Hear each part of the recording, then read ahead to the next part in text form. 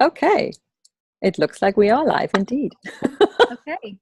Well, sorry about that, everyone. I'm a kind of a technological dinosaur, I guess, and I'm learning along the way.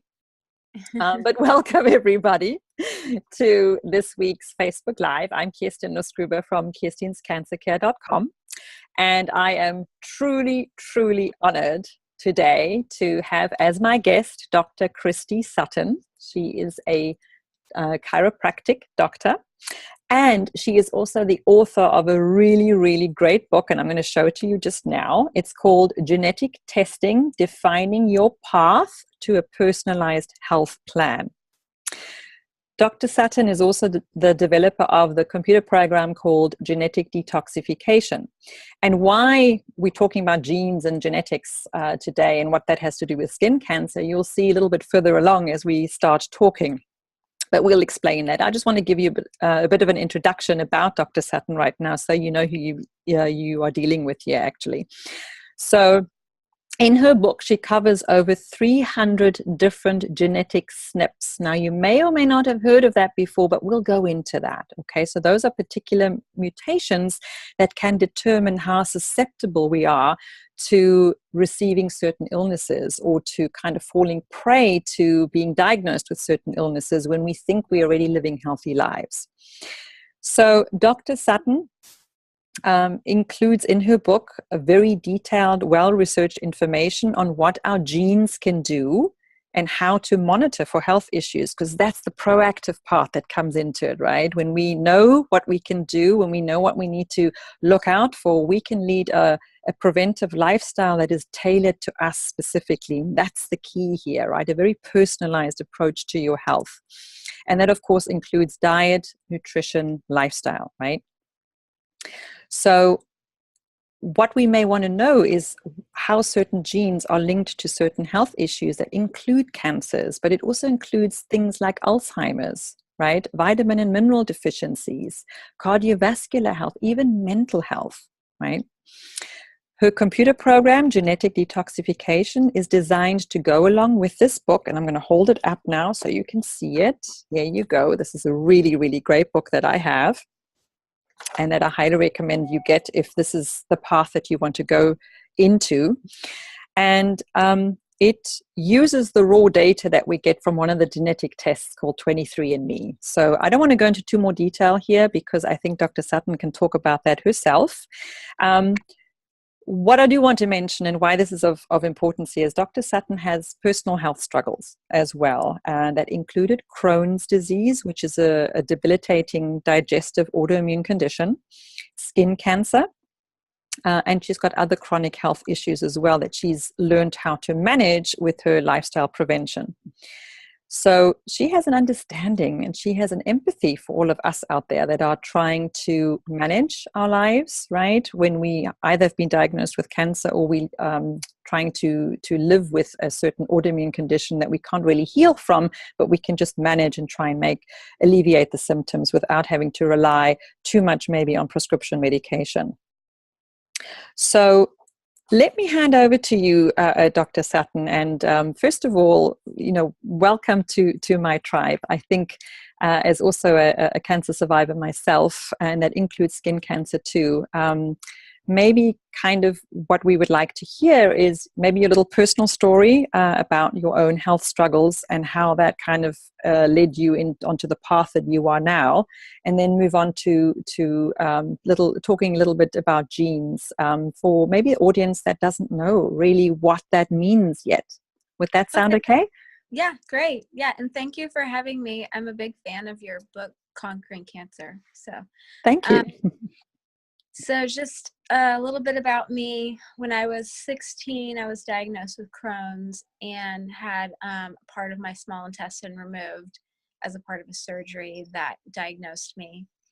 And then years later, I continued to be sick and my health degenerated until when I was 20, I was actually very sick to the point where I weighed only 75 pounds and was very emaciated just from so much diarrhea. So I kind of did everything I could as far as what the doctors had recommended. And at that time, there were not as many options. So as many people do that cannot find health through the traditional health routes, I decided to look down more alternative health routes, which I grew up in a very traditional medical family. So this was not something that I was like really it was foreign to me. It was very foreign to me. So, but I had a friend who recommended I go to this doctor who, he actually was a chiropractor. It was the first time I'd ever gone to a chiropractor. And the doctor diagnosed me with pellagra, which is vitamin B3 deficiency, and recommended that I start taking niacinamide. So I started taking niacinamide. Which is vitamin B3. Mm-hmm. Correct. And that day my diarrhea stopped, and I quickly gained my weight back. And that quickly? It was that fast. So it's amazing. There was one vitamin deficiency, one of the B's, which of course, play a huge role. But isn't that amazing? Yeah. So serious vitamin B3 deficiencies, it's called pellagra. And the main symptoms are diarrhea, dermatitis, dementia, and death. And so my main issue was the diarrhea. So, but it ended up taking me doing other things to kind of really heal on a cellular level. But I learned a lot about health in the process. So, but I think that experience and having had that really bad vitamin B3 deficiency might have set me up for having skin cancer. Because in addition to my getting way too much Texas sun, which I have done that as a child and adult, unfortunately, and having a hereditary, my grandfather had squamous cell and basal cell cancer. So, I kind of had the genetic gun loaded. And then I think me getting too much sun and having that vitamin B3 deficiency might have been what pulled the trigger, metaphorically speaking. Because if right after getting the diagnosis, I went back and I did a lot of research on it. And the biggest thing that came up was, as far as like an epigenetic nutritional component for skin cancer prevention, is that same vitamin that I nearly died from being deficient in. So the research they did in Australia showed that for people that were in a high risk category of having squamous and basal cell carcinoma, if they took 500 milligrams of niacinamide a day, they were 25% less likely to have skin cancer. So I have no way to say 100% that could have prevented me from having skin cancer, but I don't think it helped my chances being really low in B3. So, but I do have to say that if you're going to take vitamin B3, like in a high dose, be cautious because yes, I was going to add that. Yes. Thank you. Thank you for addressing that. I personally, a couple days after starting the niacinamide, started having tachycardia where my heart started racing. So I had to lower the dose a little bit, and it can cause anxiety and things as well. So it's best to do that under a medical care provider's health. No, I'm glad you addressed that, because I don't want anyone running off now thinking, all right, if I just take high doses of vitamin B3, I won't get skin cancer. It's not as straightforward as that, and supplements, especially when we take isolated vitamins like that, we got to be very careful, because they can obviously work in synergy with the existing nutrients in our body, but they can also start another cascading kind of rhythm that that might not be that great for us, right? So it's a very bio-individual approach, and I think that kind of is a nice bridge to get us talking about genes. And by the way, thank you for sharing your personal story there, because I think it's always empowering to know how we get onto this pathway of holistic health, and why we do what we do. Right? Why it is so important that we arm ourselves with the right information, and genetic testing forms a big part of that. And you mentioned something saying it's what kind of loaded the genetic gun, and then I had something that my lifestyle behaviors and my deficiencies pulled the trigger. So let's maybe transition a little bit into how genetics play a role? And for someone who doesn't understand that concept, who's new to this concept of how can our genes kind of help us be more preventative. I mean, we know that we can have genetic mutations, and we know that increases our risk factors, right? But maybe you want to talk a little bit about that, because you've done so much research into how these genetic tests that are springing up everywhere now, how they can be of benefit. And we're not just talking about the ancestry part, right? Because I hear a lot of people saying, I'm doing the genetic, I want to find out where I'm from and so on. That is a very superficial, if I may say so, superficial element of this genetic testing. What we're referring to here is what is known as the raw data. And that's where you need someone who really interprets it for you in connection with your higher risk factors for certain chronic health conditions. So, but you can talk more about that. That is your area of expertise. So over to you. Sure. So I don't exactly know where to start, so I'll just kind of get started. What got you started, and then, I mean, understanding the genetics and in the way, what made you write this book? I mean, you started the research, but what got you onto this path of focusing on genes and how that can play a role in preventative lifestyle measures? Well, I was having a number of patients come to me asking me about 23andMe and like genetic testing that they were doing. And there was not a lot of really good information, I felt like.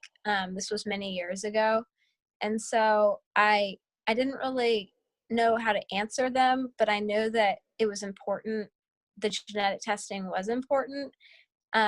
But I just needed to do more research to kind of help put the pieces together, because I feel like, and there still are, a lot of opinions out there, but not as much maybe based in the science as like it should be potentially. So that's kind of what got me interested, because I wanted to understand really like myself so that I could then help other people.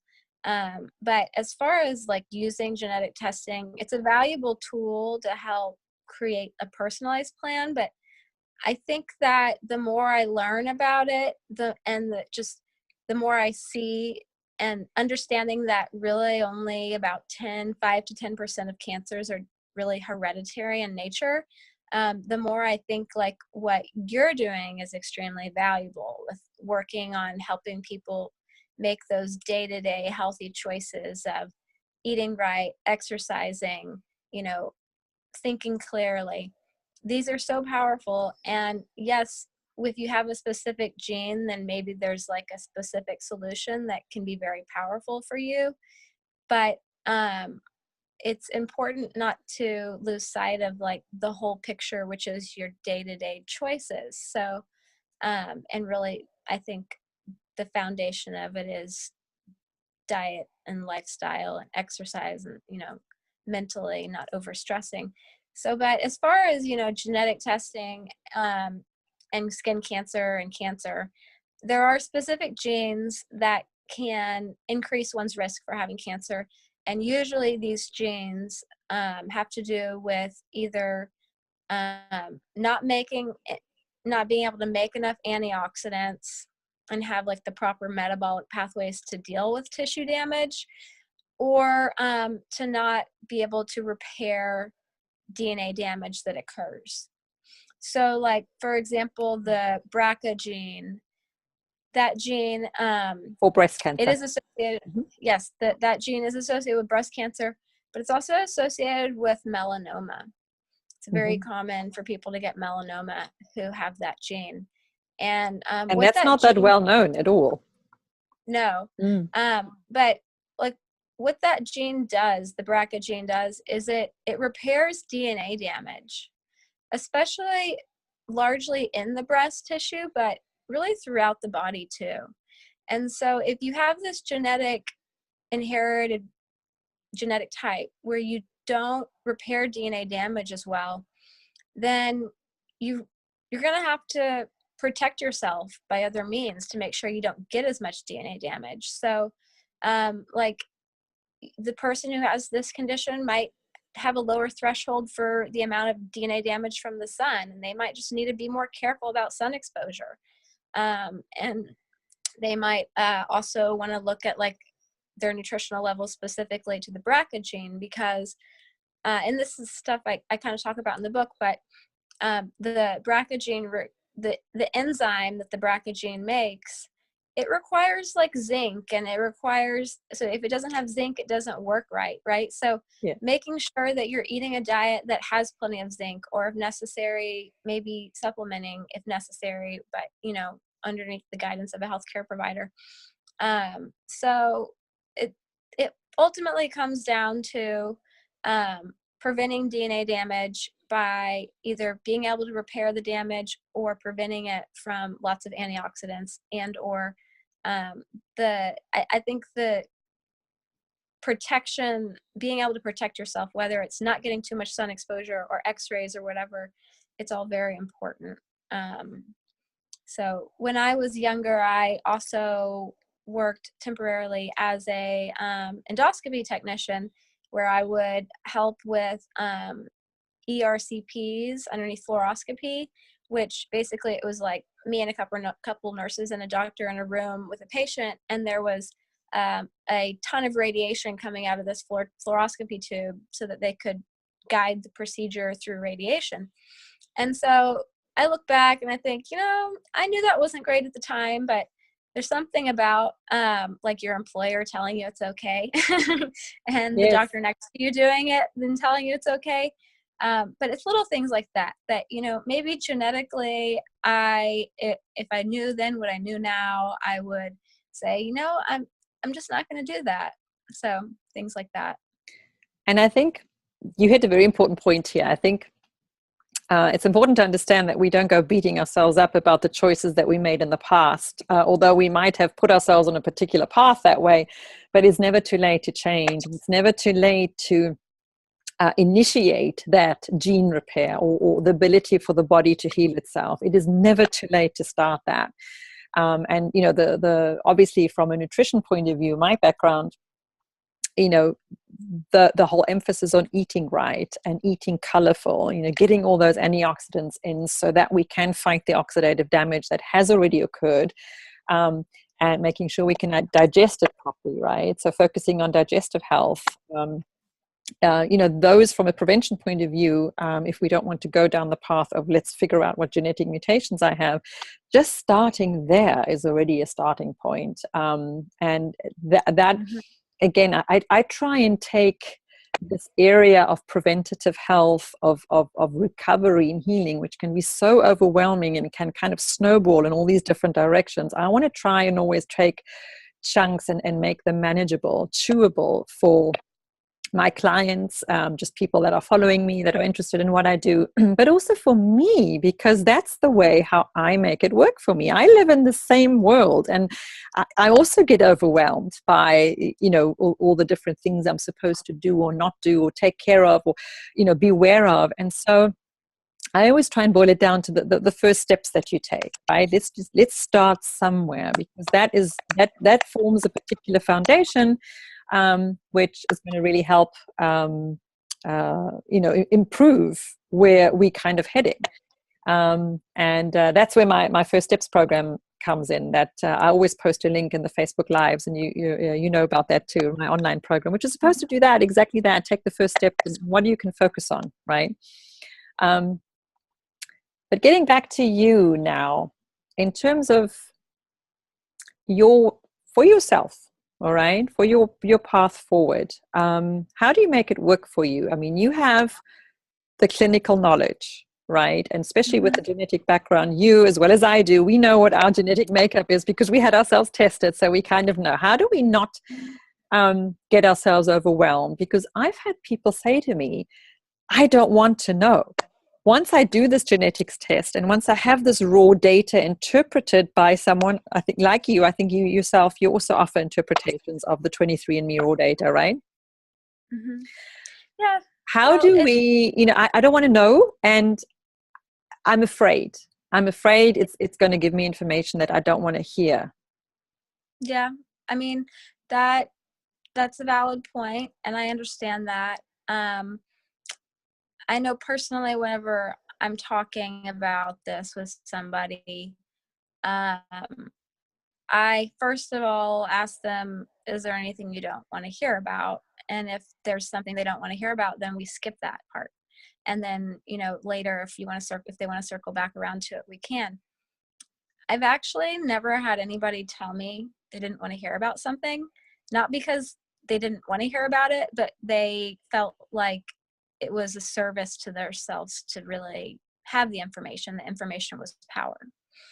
So that's how I try to address it. But whenever I'm using this information, and I think what I focus on is I focus on the things that you can do, and just kind of knowing maybe where your Achilles heels are, genetically speaking and health-wise speaking, and focusing on what you can do. And my philosophy is that, you might kind of figure out these things just because you don't find out about having a gene for, let's say, Alzheimer's or whatever, doesn't mean you're never going to find out, because you might later then develop Alzheimer's, and you could have done a lot to prevent it had you maybe known and had the information and the knowledge and the drive. And I know, Yes. so it's complicated, and so It is. And speaking for myself, years before I was diagnosed with breast cancer, I had certain cysts in the breast, and I was asked at that point to see a breast surgeon. So I kind of knew my breast surgeon a couple of years before we actually had I had breast cancer. And at that time, she had mentioned this to me because of the history of, breast cancer in my family. She said, do you want, I can recommend that you have yourself tested. And this was the very first time I heard about, the BRCA genes and the fact that you can have this risk factor and so on. And I said to her at the time,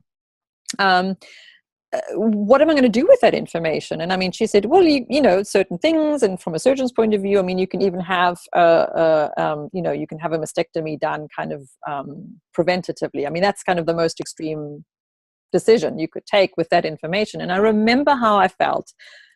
My reaction was absolutely not, no ways, absolutely never. You don't have information. This is just an elevated risk factor. I would not go to that extreme.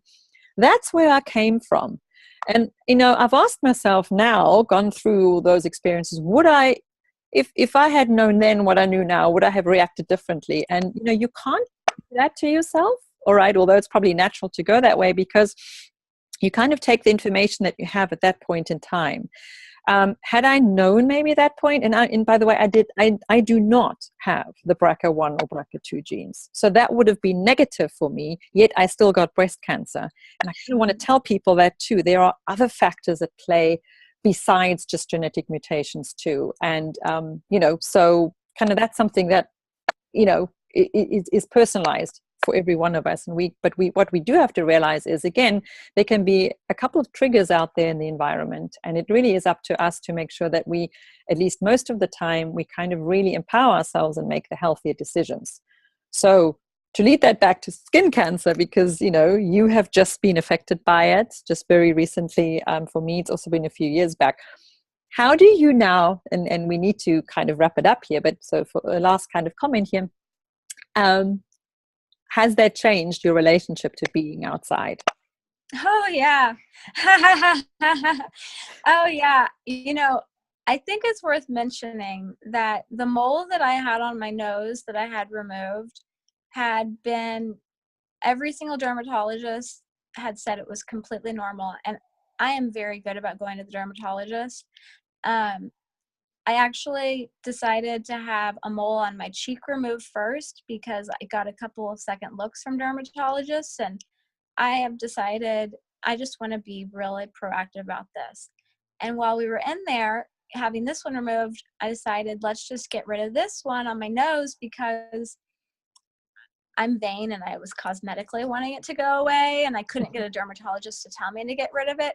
So when the results came back and the one on my cheek was normal and the one on my nose was squamous cell, I was shocked.